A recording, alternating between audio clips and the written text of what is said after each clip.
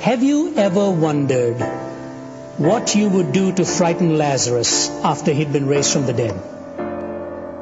What would you do to threaten him? Lazarus, I'm going to kill you. Caligula said, I'm going to kill you. He says, ha ha ha.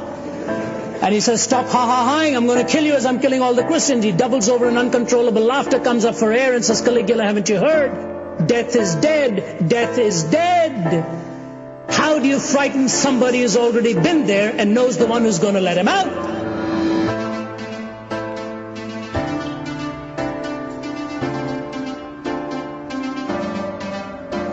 But just think of stepping on shore and finding it heaven, of touching a hand and finding it God's hand, of breathing new air and finding it celestial,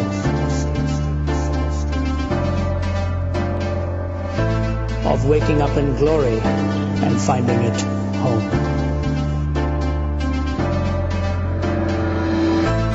Ladies and gentlemen, your hope and mine in Christ is that one day we will be with God. One day we will be with Him.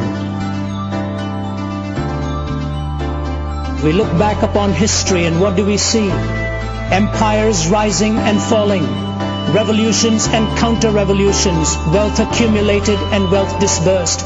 Shakespeare has spoken of the rise and fall of great ones that ebb and flow with the moon. I've heard a crazed, cracked Austrian announce to the world the establishment of a German Reich that would last 1,000 years. I've seen an Italian clown saying he was going to stop and restart the calendar with his own ascension to power. I have seen America more wealthier and in terms of military weaponry more powerful than the rest of the world put together, so that had the American people so desired, they could have outdone a Caesar or an Alexander in the range and scale of their conquest. Hitler and Mussolini dead, remembered only in infamy. Stalin is a forbidden name in the regime he helped found and dominate for some 3 decades. America is haunted by fears of running out of the precious fluids that keeps our motorways roaring and the smog settling. All in one lifetime, all in one lifetime, all gone with the wind. Behind the debris of the fallings of our solemn supermen and imperial diplomatists lies the gigantic figure of one person, because of whom, by whom, in whom, and through whom mankind may still survive, the person of Jesus Christ.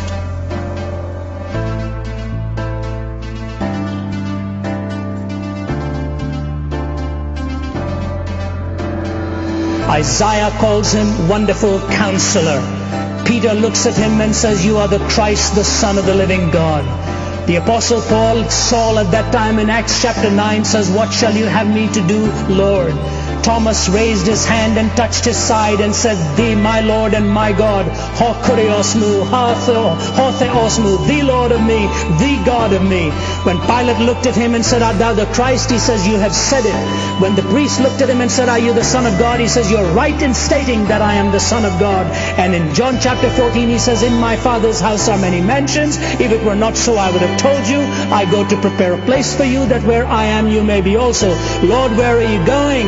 If we don't know where you're going, how can we find the way? I am the way, I am the truth, I am the life. No man comes unto the Father except through me. Show us the Father, Lord. If you've seen me, you've seen the Father. Philip, have you been with me so long and you don't know that when you've seen me, you've seen the Father? I and my Father are one. And he who believes in me, greater things than these shall he do.